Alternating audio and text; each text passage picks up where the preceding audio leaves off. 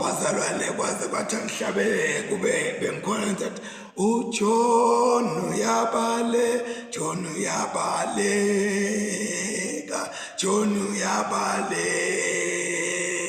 John uyabale kuqonde Talashish. Siyabonga kakhulu bazalwane. Sesifundile izifundo tanamuhla. We started with the Psalm 35 from verse 1 to the end, and then we read also from the book of Jonah chapter 1 verse 1 to 17a, and then we also read from the Gospel according to St. Matthew chapter 10 verses 16 to 23. But this time we will focus in the book of Jonah. Let us pray. Nkosi uNkulunkulu mnikati wemandla nenhlakanipho nemasu onke lamahle. Siyakubonga ngoba usipha konke lokusifanele. Siyakubonga Nkosi ngoba wena uthanda netitha tethu. Uthanda nalabo Nkosi lababetive. Uthanda nalabo Nkosi labaqithe ingadi. Akusho ukuthi uNkulunkulu wethu lo namandla onke ngoba sebenze into leti buhlungu kangaka so uyabasonda, kodwa Nkosi usabathanda, unenzawo yabo lapha kuwe. Babe siyathandaza Nkosi namhlanje sisangena Nkosi kulendzaba yekukhuluma ngekuthunywa kwaJona. Sitibone sonke Nkosi sithunyiwe according to Matthew chapter 28 la khona Jesu asikomishina khona. Ludumo lonke aluthe kuwe Jesu manje nanini. Amen. Njengoba bazalwane besengishito kwekuthi sitawukhuluma inkulumo yethu ibuke ngalapha kuJona. Jona uyabaleka, ubalekela uNkulunkulu. Uyabaleka, ubalekela uNkulunkulu. Okanye singathi Jona utama kubaleka, is an attempt to escape. Uyetama kubaleka, abalekele uNkulunkulu. Umbalekelelani uNkulunkulu Jona ngoba uNkulunkulu sewumbitile Jona. Baxoxa. Uma ngabe uNkulunkulu afuna kwenta tintfo, uqale ambite kuqala lo afuna kumthuma, axoxe naye.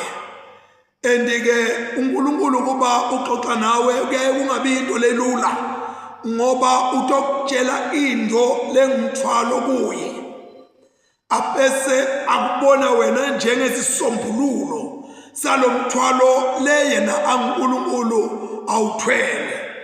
Akubone wena njengemuntu lotoba inqola yokufikisa umlayeto wakhe lapho akuthuma khona. So ke lana siyambona Jona ubitwa uNkulunkulu. uNkulunkulu ukhuluma naye Jona ngendlela lengathi iunique yehlukile. Akakhulumi njengabantu bonke, kodwa lokukhuluma lokho kuqondane ngo na Jona. Endi uNkulunkulu ukhuluma ngendlela lenemandla nakakhuluma na Jona. It is unique and it is a powerful way le uNkulunkulu akhuluma ngayo. Ukhuluma ke uNkulunkulu tinto letimbili kuJona. Kwekuqala uthi hamba ungiyele eNinive. Kwekuqala lokho uNkulunkulu akhulumako.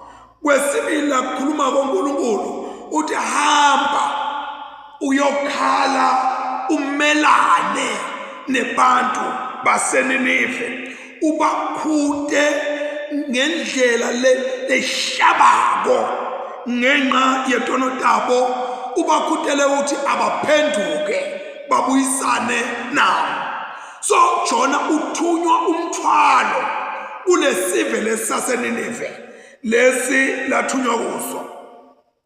iNinive ke bekulidolobha lelikhulu lase-Assyria noma lembuso wema-Asiriya futhi ulidolobha lela lihamba phambili latiwa kakhulu and kwakungasilo dolobha lengathi kwakulidolobha laka-Israyeli kwakulidolobha lebantu baseNinive bantu labangamaphagani bantu labangama-Gentiles ngalamanye amagama leNkulunkulu amthuma Jona ukuthi akaye kubo aye kule dolobha lelikhulu aphinde futhi ayobabida labantu ukuthi abaphenduke inhloso noma injongo yaNkulunkulu kwekuthi bantu baseNinive baphenduke.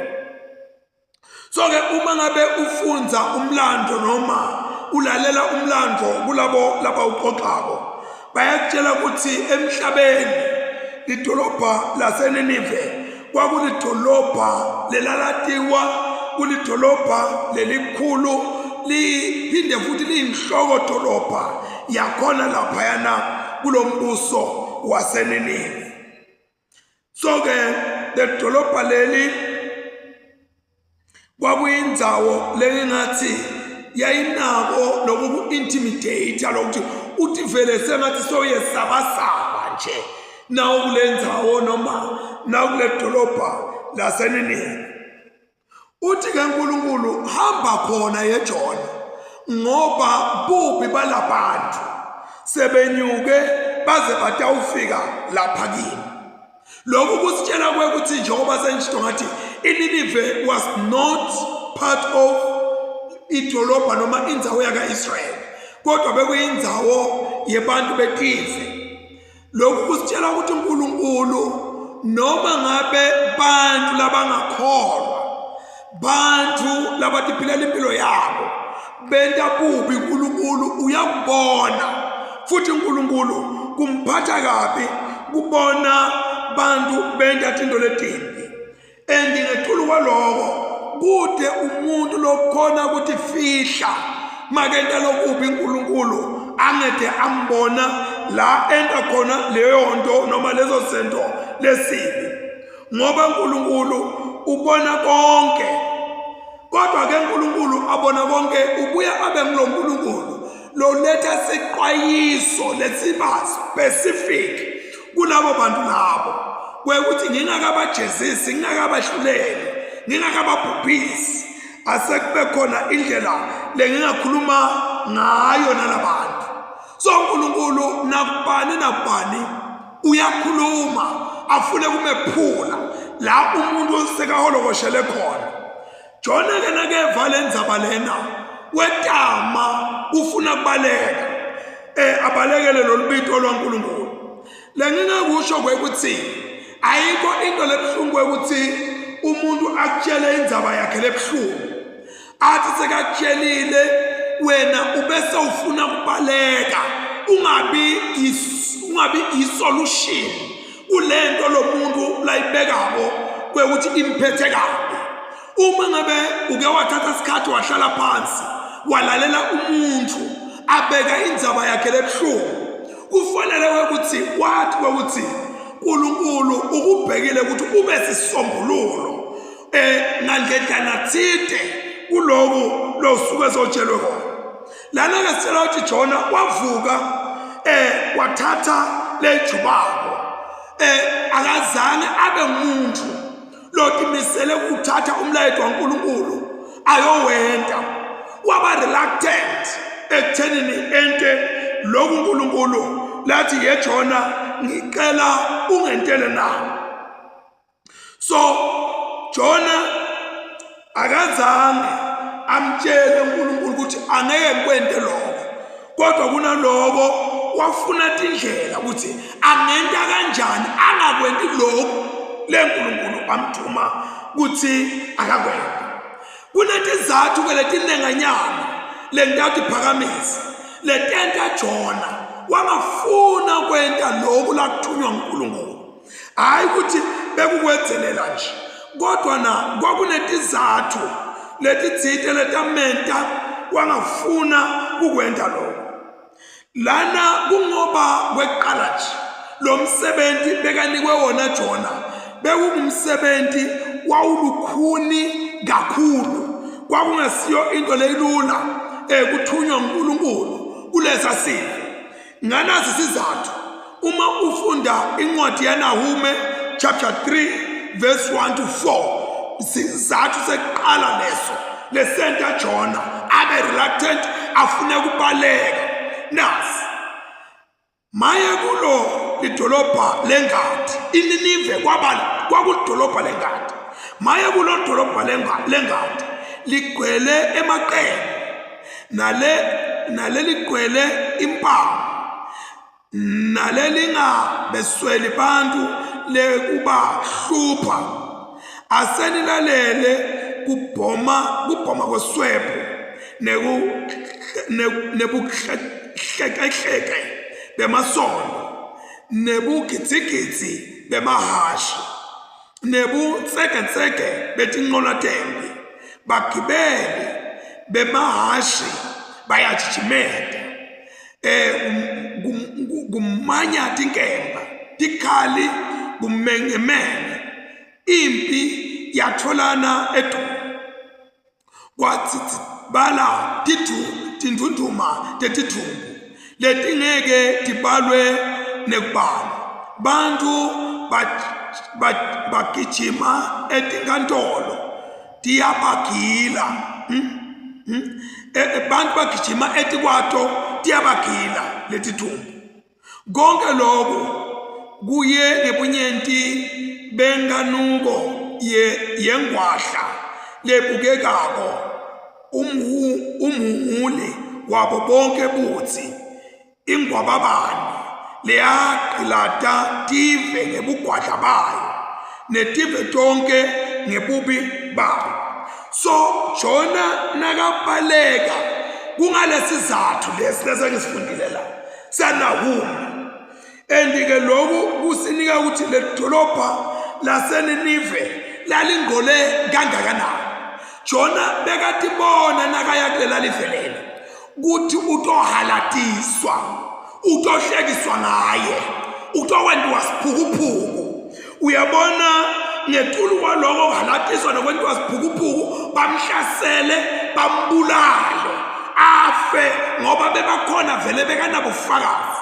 Balabanye bebake bathunya abaprofeti bafike babulawa khona lapha eNinive. So uNkulunkulu nakamthuma Jona, it was a very difficult task le uNkulunkulu bekamthuma kuyo. Uma ngabe uNkulunkulu abita abantu abathuma ubathuma hayi la kulula khona. Isuke inzima into yokubitwa uNkulunkulu athuma ngoba ukuthuma la utohalatiseka khona kumbe nekufunza kwakho kumbe nefamily yakho kumbe nangetemnotho takho ngetulu kwaloko bathathe njengesilima noma njengesiphukuphuku. Ngetulu kwaloko bakuhlasela nekukuhlasela kumbe nakwentekile babulala. That was one reason le Jona bekumadima ukuthi agijime aye la uNkulunkulu bekamthuma khona ngoba uNkulunkulu bekamthuma umsebenzi lomadini. Lokunye Jona bekangafuni kuya lapha eNinive. Sizathu sakhona bekanesifiso sokuthi baseNinive abangaphunyuli abasharajwe uNkulunkulu abathole umzaka waNkulunkulu ngoba bekukunengi bebakwentile. Sengifundile lapha kuNahume ukuthi baqitha inkati kuyidumbu atibalwa kunjani. So kwakula kuye kwekuthi ababulawe abantu baseNinive. Uma ufunda ku2 Kings ngilave uthole khona lendzaba lapha especially chapter 18 chapter 19 la uthola khona boSankerib base inkosi yase Assyria lebe basuka le beke batohlasela and bahlasela lama Israel. Asowe ucabange njeke ukuthi ngesikhathi sempi World War II uma ngabe bekungathunywa lomunye uthi wemaJuda asehambe uyele eGermany ubatshele ukuthi abaphenduke uNkulunkulu abathethelele tono tabo. Wawungathi uyangihlolela eNkulunkulu laba lesebasibulele kangaka bona babese baphenduka bangabasakubona lokhu leba kusibonise kona awuthuma lo munye yenkulunkulu. Uyabona lento yokujabula, mina ngithunywe uNkulunkulu, mina ngithunywe uNkulunkulu, vele ngiphathiswa uNkulunkulu. Akusiwa amaswiti agokwakho lana kwekuthi uzohamba ugijima ucabanga ukuthi kumnandi. Kulesinye isikhathi you've got to burn. Kulesinye isikhathi you have to live impilo yetinyembeti, ngoba uNkulunkulu ukhuluma tinto leti tawusika enyameni, leti tawuba umthwalo emphefumulweni wakho. So ke lana sibona kuvela leyo ndzaba lena ke ngaJona. So ke sesingathi cabangela nje ke kwekuthi yayimadima indaba yaJona yokuthunywa nguNkulunkulu, and Jona wabuka waba netindledlana letitsite kwekuthi nange ngaphuma kanje, nange ngenta kanje, ingathi tinto tingangilungela. Kanti cha, uNkulunkulu akusinjalo. uNkulunkulu uneliso lakhe labuka ngalo. So sifuna sibuke lokho nakuba singambeka Jona daba, sibeke lokho nalokho. Kufuna sibuke nathi njengemKristu, hayi njengemfundisi. Thina njengamaKristu ukhulume nathi Jesu lapha kuMatthew chapter 28 verse 19 kuya ku20 kwekuthi asihambeni siyokwenda tive tonke bafundi bakhe. Kumbe nangashasha kuthola ngingakujabulela lokho. Matthew chapter 19 chapter 28 ngifuna nanga verse 19 and 20. That is a commission kuma Kristu onke, hayi kubefundisi. Uthi ngawo ke hambani nende tonke tive bafundi bami, nibabhaphathise egameni leYise leNdodana nalaMoya oNgcwele, nibafundise kugcina konke lenginiyale ngako, nibokwazi ukuthi mina nginani onke emalanga kuze kube ngusekupheleni kwetikhathi. Leli verse akusilo lebafundisi, livesi lakhe wonke lo ngumKristu. Uthi uma ngabe ungumKristu uthunyiwe kuhamba wende tive tonke tibe bafundi baJesu, utifundise kugcina konke leJesu ayale ngako.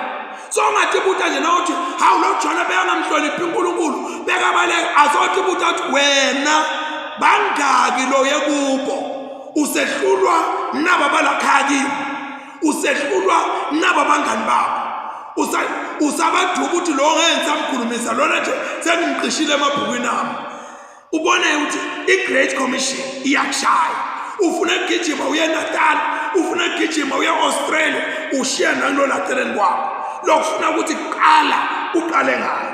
So ke lana siyabona ukuthi kwakuyinkinga kuJona, kuyinkinga lakithi.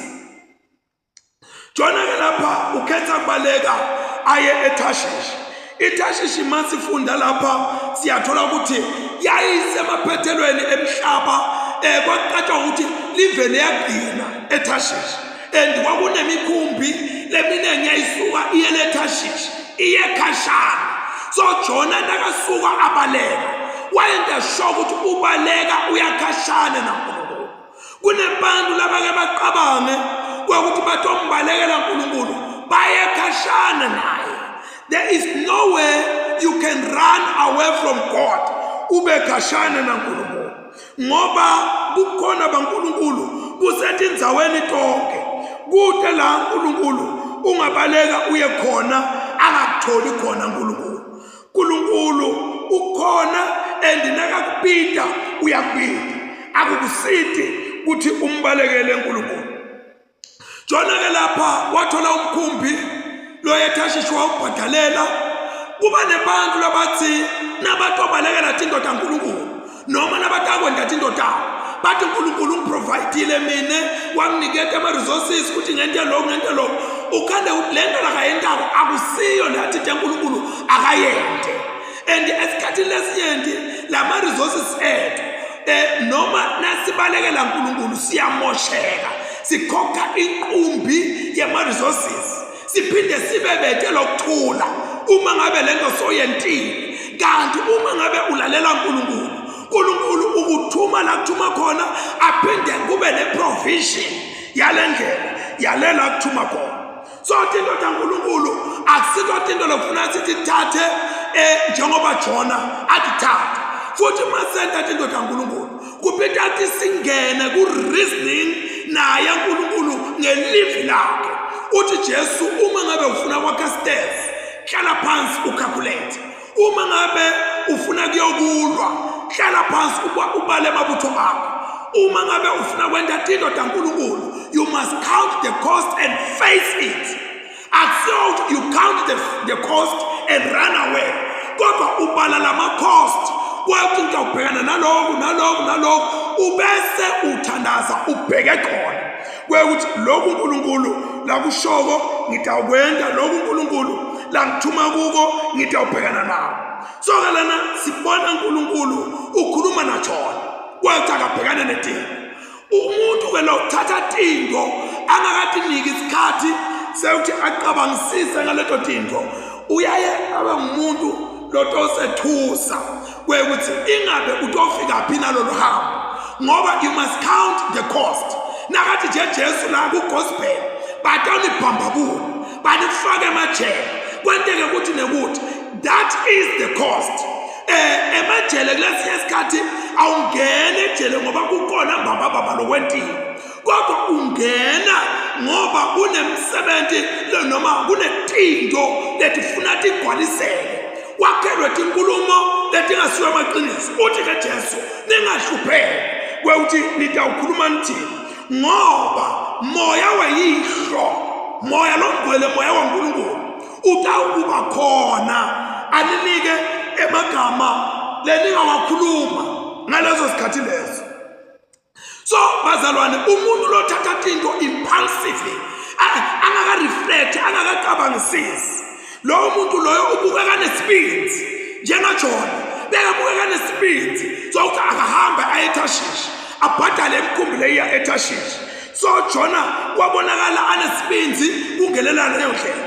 Kunebantu labangelela indlela letimbi but kanza banesibindi abakaqabangike ama consequences kweuthi atoba yini umuntu lothatha into atithathele ethu ungumuntu lotikhanza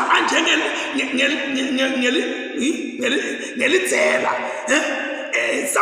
someone who has denied himself kweuthi hayi akwenteka lokungenteka sibabonile bantu ngisho kule emsabalazo umufathi umuntu hayi noma siyafa thina hayi hasinafa kodwa kwaphuma inye nje intafu pho ithubunatula ushona phansi kube njani kanti laba labaqabangile ukuthi kungenteka ngibuye kungenteka ngingabuyi uthi noma ngabe kwenteka noma sebamshaya akasho ukuthi ngingene la ngangeniswa bobani. So lana ke siyabona ukuthi umuntu lonjena Jona uyaye adepende kuma resources akhe ahlale in the comfort of what he or she has kwathi mina nabo ungathi utithelile wena kanunendlela njongeni lakhe. Number 3 umuntu lengingathi uthatha into njengaJona utithatha letinto atithathele enkulu aclaime nakathatha lokho kwekuthi sawungene ku freedom yakhe nyaloke kude njena lokunjani and lo muntu loyo ngulomuntu lovama kuphetha kabuhlungu uma ngabe into setimtrapa along the way. So Jona siyambona lapho ukuthi nakayele eTashish bese free wehla wayobhaqa le ekhathi emkhunjini wayohlala khona wawulala lokho there was no freedom. Uma ngabe senda tinto outside the will of God sidenta without that freedom lesi anticipator. Lokunye ke uma ngabe umuntu athatha tinto angakaqaba dithathela ethu uyaye afanane noma lo muntu kube lento ingentiwa ngilomunye lento lentiwa nguye angamrebuke uthi bese wendani ulima abantu lobentile la. So umuntu lothatha tinto atithathele ethu wenda njalo. So Jona wathatha into watithathela etulu and wakhomba kungamhloniphi nekungamlaleli uNkulunkulu. So ke kumqoka kwekuthi sitibuke into ngendlela le uNkulunkulu atokuthi amen uma ngabe sesistandile. Singatifaki etintweni leti tawusifaka ebungotini uma ngabe sesistandile. Singatifaki etintweni leti tawusikhohlisa. Singatifaki etintweni leti tawujabulisa tinhliziyo tethu kodwa tisiqabanise naNkulunkulu. Singathathi tindlela letibukeka tikhanga kani tinebugwegwe ngoba leto tinto leto ngisho nenkantolo yalapha emhlabeni iyakufakazela kwekuthi uma ngabe kukhona lokwentile awusho ukuthi bengiqabanga. Enkantolo you have to provide lokulesithi ngema evidence kwekuthi lokhu emasibithi ukuthi wo lona webe imbuti yami ubese uphetha noma uletha sithombe noma uletha fakazi. Hayi ukuthi webe imbuti yami ngoba ngambona ayibuka lapha esibayeni manje seyilahlekile. Cha, asinjalo. Uthi lona ngicabanga ukuthi nguye lona no. Atinge kuqabanga tiya ngetinto letiphathekayo. So lo mbuso waNkulunkulu ufuna usiasharishe ekuthenini tinto tawo tiphatheke. So Jona lapha uyabhadala ulahlekelwa imali uyahamba uyoshona le lafuna khona kanhliziyo ngise ngoba aqabanga kwekuthi unato tinto. Abantu labanetinto bayahlupha sometimes. Umfathi umuntu uNkulunkulu umbusisile mina umbusisile usho letinto labathi lakathi uNkulunkulu umbusise ngato tiyamgqilada timentisa tinto lekungakafanele ngabe ngempela uyadenda. So siyambona Jona uyabaleka la ubalekela uNkulunkulu uthi angeke yeNkulunkulu ngiye lapho usho khona and akumsevi akumsindisi Jona kumbalekela uNkulunkulu. Angisho lokuthi kubalekela uNkulunkulu kudulile bazalwane. Lesi isikhathi uNkulunkulu uma ngabe sifuna uyosigotsholotha noma ngabe ngikuphi la sibaleke sabheka ngakhona. So ke lihubo la 139 verse 7 kuya 10 uthi Davide ngingabaleka ngiyephi ngisuke kumoya wakho ngoba mangithi ngiya elwandle ukhona ngiya eTulu ukhona ngiya emgodini emathuneni ukhona. Ayikho indzawo yokubaleka ubalekele uNkulunkulu. So ke siyabona ukuthi ngalesikhathi kuthiwa yini labantu laba ematilosi ngesikhathi bakhathatekile benta yonke lento leyana Jona bekalele phansi emkhunjini bathatha impahla tabo bayokuphengula boNkulunkulu babo. Lapho ngilawubona khona ukuthi wonke umuntu nasafika isikhathi esimatima ubese uyatshengisa ukuthi ikhona into lelithenjana lakhe. Leyo nto iyangithinta leyo kwekuthi ematilosi emkhumbi nabo captain bemkhumbi nabo banibani batshengisa ukuthi kukhona lithemba labanalo. Futhi kwesibili lokungithindile kwekuthi uyabona uma befika simo lo moya lo awukhona lapha elwandle abazali nje bathi hawu umoya nje kodwa nababona ukuthi there is something spiritual in this storm. Lokusha lokho kunento lethide leyakamoya lekhulunywa lesimo lesingene kuso manje. Lokho uthi ngamanye amagama kude simo lesimane sithi into lemane itentakale nje phakathi kulento kunalokuthitha. Lokunye lesifunda ukuthi lona umoya wavuswa nguNkulunkulu. Awusonje umoya ukuthi wavuswa nguSathane kodwa umoya lowavuswa nguNkulunkulu ngoba afuna kunqanda umuntu. Labantu bebahamba lamatilosi nabo bonke bebagibele bayale bebanganankinga bebanganaqala kodwa lapha phakathi kwabo kwakunemuntu lebekathwele uNkulunkulu lebekathi livula uNkulunkulu lebekenemlayetho kaNkulunkulu kwabaleka. Lesikhathi likhaya lingahlupheka emsebentini ningaphatheka kabuhlungu emangweni ningaphila kabuhlungu kube nemuntu le nkulunkulu amfuna akusini nonke nonile ngombekona kodwa uNkulunkulu akanenzaba nani usafuna nangwakhe lekamfunayo. So lana siyambona ukuthi uNkulunkulu nakafuna Jona balahlekelwa abantu kodwa Jona yena bekalele le ekhathi nemkhumbi aphumlile. And lana siyabona ukuthi the storm that was outside uyabona letento letentekako in the society naloko uNkulunkulu la kuphathise umuntu lokulanga ekhathi kwakhe kumente umuntu angakufa lemisindo within the society nakakuyo alangele lokulanga ekhathi kwakhe lokwesaba ukuthi hey uma ngake ngiqale ngikhulume lokho phela mina ngayiluza yami impilo. So ke lokhu kuyasifundisa ke bazalwane kwaye ukuthi kulesinye isikhathi uNkulunkulu makakhuluma nathi ukhuluma nathi uNkulunkulu la ngaphandle into tenteka abantu bamoshakalelwe uve ukuthi sekumoshakele ukuthi sekwamoshakele ayibo sizathu kunemuntu lokhona lamahedeni ke langa abona ukuthi hayibo ukhona inkinga lekhona la baze bamthola Jona wekuthi nangu muntu bathi ke kunento lengiyithandako la wekuthi the stormless lesavuka safuna kubahla safuna kubenta konke lokho besifuna kubenta kona kwakunetinto bekufanele ukuthi tibashiye tibabeke kulelinye izimo na Jona ithatha lento yale storm imikise la kufanele ukuthi aye khona. So empilweni angikusho lo kwekuthi akwenteki kube nesimo noma ngabe sibhlungu kangakanani lesitela tokulaya noma lesitela ukuthi okuthatha siyokulahla painful as it may be still uNkulunkulu uyakufuna ukuthi ubuye nibambane nihambe indlela yini. So yonke into lekayentako umuntu outside of God esame ukuthi uyativikela nalona lobalekela uNkulunkulu. It is just like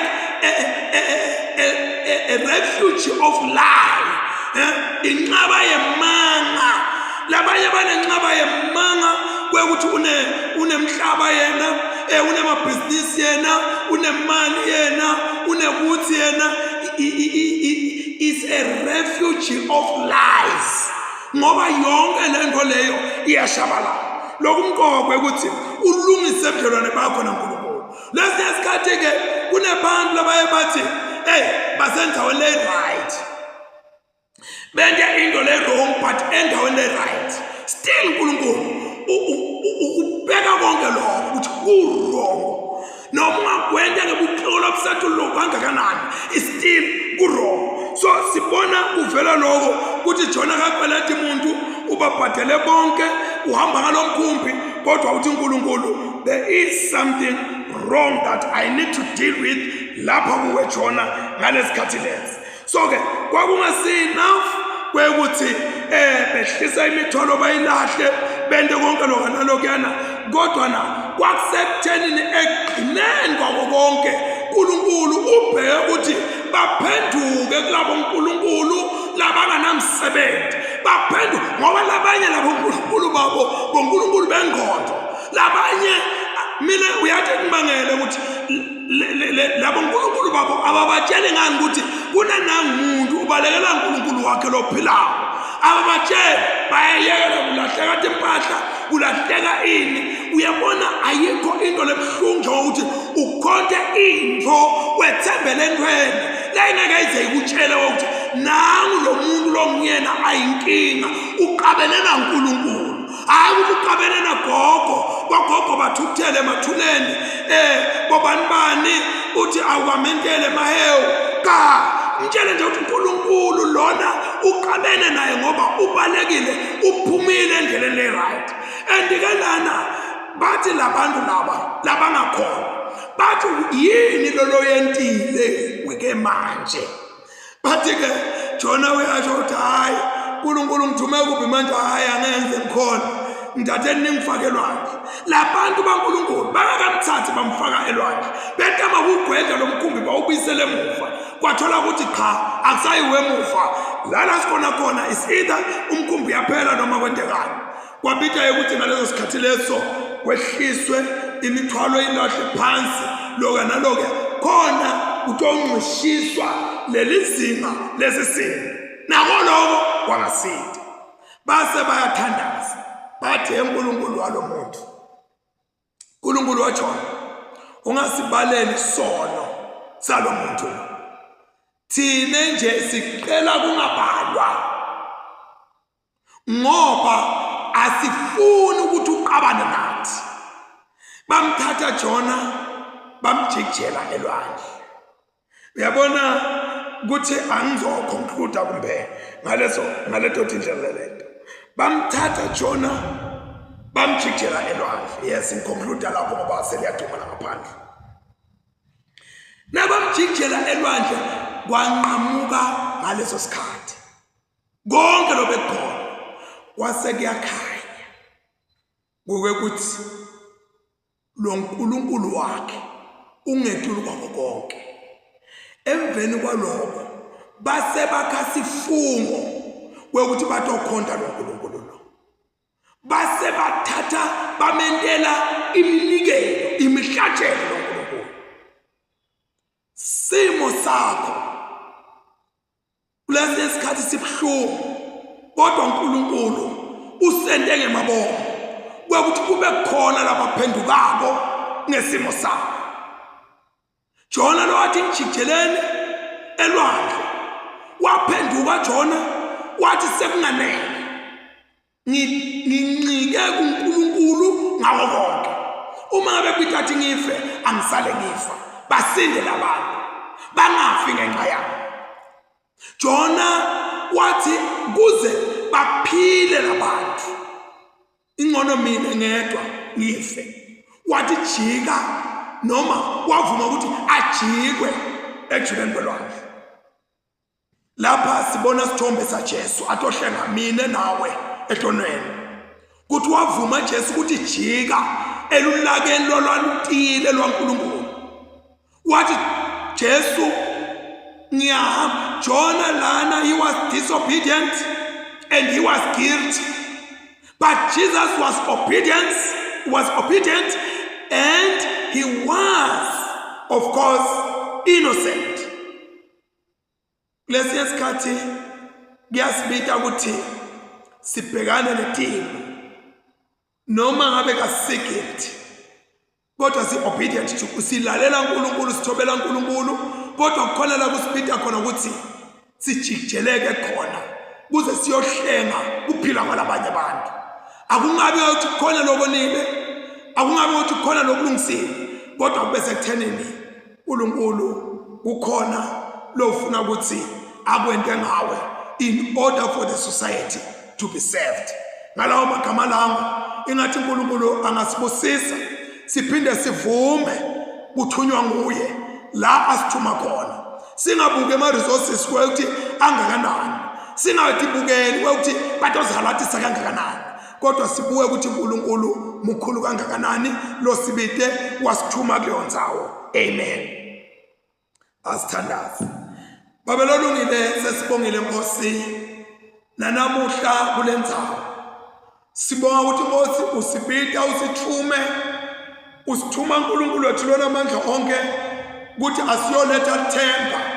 kubantu bakho usithuma uNkulunkulu wethu lona amandla onke nakuba kulesi isikhathi singafuni kodwa wena uNkulunkulu usifoselele lesi isikhathi Nkosi usithuma sinema resources kodwa ufike la uwashaya khona uwahohlothe aphele onke ama resources kusale thina singenalutho kuze ukuthi uNkulunkulu utobonakala ukuthi sithunywa nguwe usithuma Nkosi lesi isikhathi sinema families sigcine sesifanana nabo Peter leseva ngama-mother-in-law kodwa singabaseva ukuthi kwagcine laphi emveni kwalokho siyacela Nkosi ukuthi la usithuma khona silive sibuye silendele ivu lakho ngekwesaba nangekuthuthumela sibe sibheke wena singathi bheke ithine kakhulu ngoba Jona noma imali bekanayo kodwa ngesikhathi sekathi kujelwe elwandle noma yandiza nelwandle noma yasala esiswini senhlanti kasathi Nkosi ngoba Nkosi our resources cannot match the grace of God when he calls us for his work. This we pray in Jesus' mighty name. Continue, Lord, to drive away all evil forces wherever your people are. We pray for your presence. We pray, oh God, that let the angel of God that encamp around those who fear God, encamp around each and every homestead to drive away all the snares of the night and to bring about peaceful sleep. This we pray in Jesus' mighty name. Amen and amen. Siyabonga bazalwane. It was indeed a great pleasure to be with you. Kuyasibusisa. Ngiyabona lapha Sibongile Mbani, Sibongile Manyathi. Oh, thank you so much. Waza washo ukuthi umanzini. Siyabonga kakhulu Manyathi. Sibonge nema lights. Siyabonga. Siphinde sibonge nokuthi bazalwane, you also do pass the message. Sibonge the hearts leswabonako. uNkulunkulu anibusisele nje kona lokho. Le message yaNkulunkulu akusiyo yemfundisi Zungu, akusiyo yase-Anglican, akusiyo yase-Swatini. So yethu sonke. And may the good Lord bless us all. Amen and amen. Jesus. Sesibongile baba egameni likaJesu lo musa lomkhulu kangaka losisendele wona.